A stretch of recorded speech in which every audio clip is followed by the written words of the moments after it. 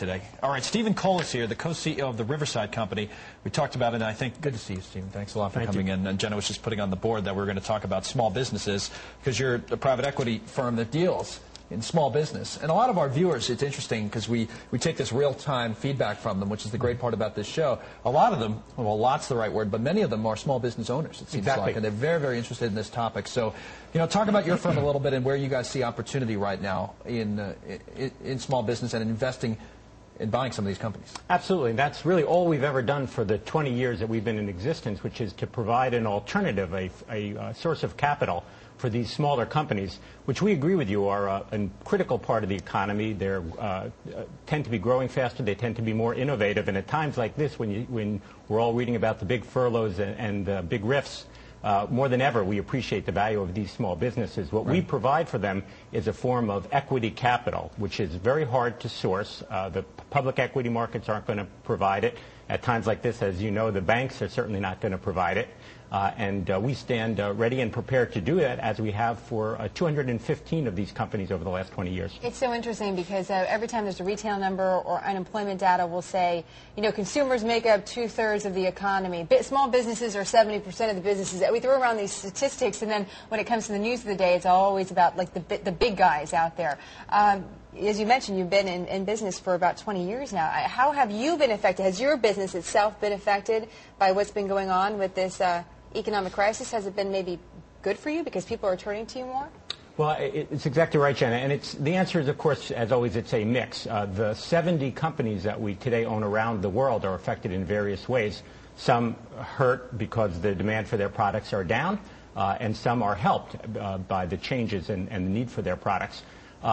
We as a firm feel that this period will ultimately be very favorable for us in the sense that the capital that we offer is very dear, it's very necessary, and will be very much in demand. Where do you get that capital? So we raise it from large institutional investors. These would be insurance companies, pension funds, funds of funds, banks, and to some degree very high net worth individuals. Isn't that difficult for you to get that leverage in this? I mean, how hard has it been? Yeah, no, great question. And the answer is the simple statistic we use is about 10 times as hard as it used to be, and it takes about 3 times as long to raise it. But the great news is we raised well over $1 billion in 2008. So you must have to be very selective of how you use that now. Absolutely. Capital is dear. Our investors, it's Darwinian, it's survival of the fittest. Our investors. What's the criteria for a small business that you're going to invest in then, especially in this environment? What does it have to have? So we're looking for businesses that are quote-unquote special, the businesses that lead in their niche, that are growing faster. Like what?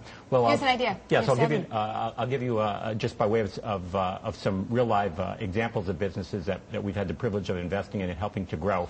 We own a business called Nordco. It's located just outside of Milwaukee, Wisconsin, and it's the leader in making the equipment which is used to maintain railroads. Oh, interesting. Yeah, very. That's a stimulus play in a lot of ways. Right? We think we may be one of the beneficiaries, but even without the stimulus, this is a business which has been growing double-digit, and we've been able to do add-on acquisitions to further grow it. Net, we've been able to roughly quintuple the size of that business during our period of ownership. Because of the favorable fundamentals and frankly, because of Bruce Boskowitz and a great management team that are our partners and run that business.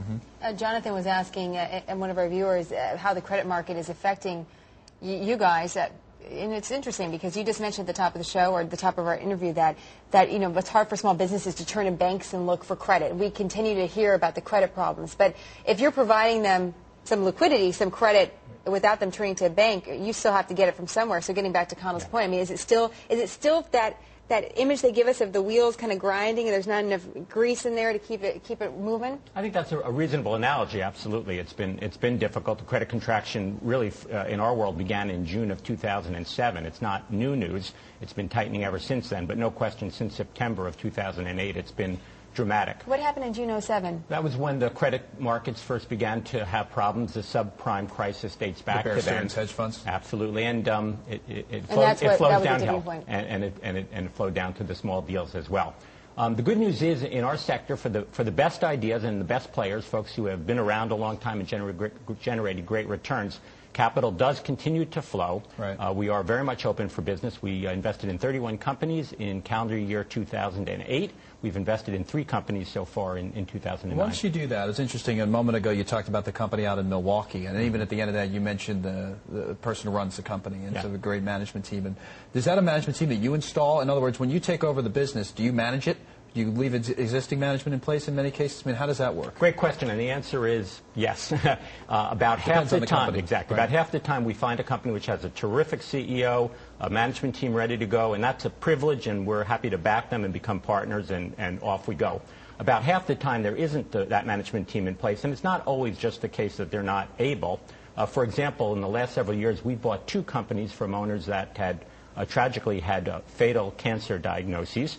They knew they did not have long to live, and they were very eager that their companies, which in some ways are a proxy for their families, their children, they've put their blood, sweat, and tears into these businesses, are going to survive and thrive. They're very eager to find a good home, a good owner for that business. They're also very eager to wrap up their affairs and provide for their families and their estates. They've worked hard. They've made a lot of sacrifices and compromises over their lives, and they're very eager that it should be well handled. So this is kind of a unique case, but in general, you have to evaluate the leadership. I mean, how do you do that? What are again, that goes back to a criteria question. You look for certain types of CEOs, I would assume, and if they fit into some kind of criteria, you keep them. Absolutely, and there's past performance is obviously a critical metric. We're much less driven by what school you went to or what grades you got on your SATs. Oh, good.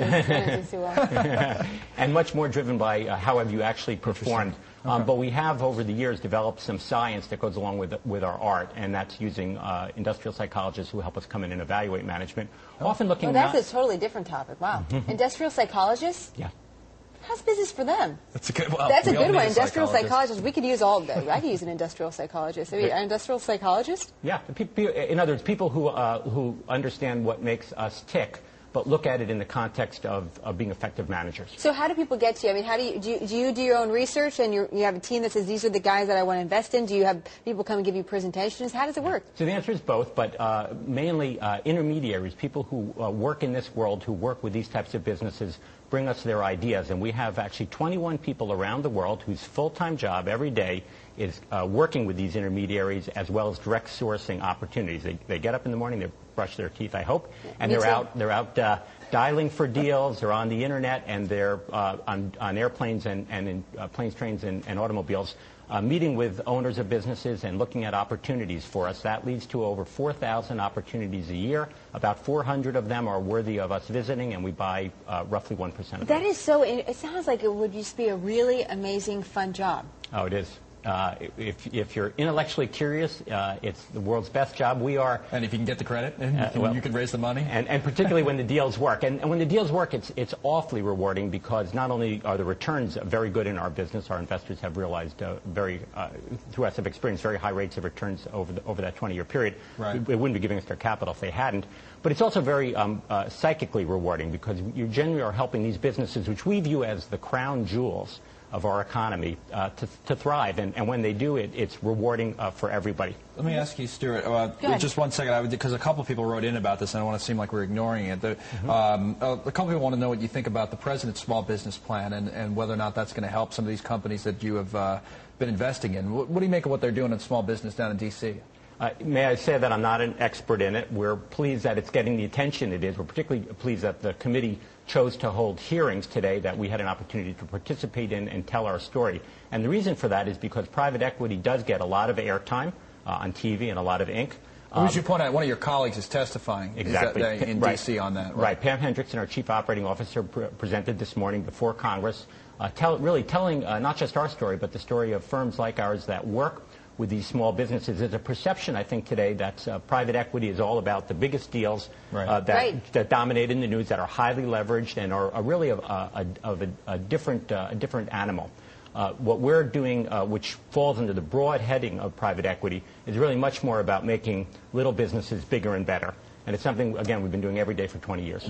Quick answer here. I don't want to cause a problem among the children, but what's the most fun, interesting company that you've encountered over the years? Children. Come on. Okay, well, We owned a wonderful company that had a better technology for clearing gas and oil pipelines, and needless to say, it did awfully well for a period of time until we sold it for a terrific gain.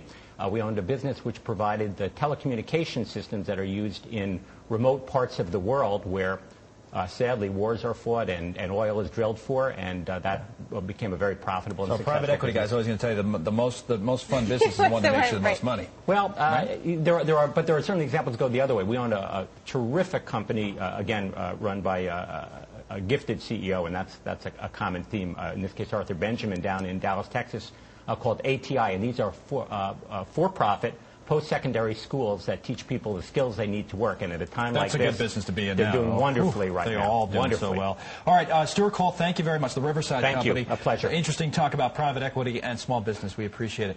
All right, Shepard Smith in just a moment. Let's take a quick look at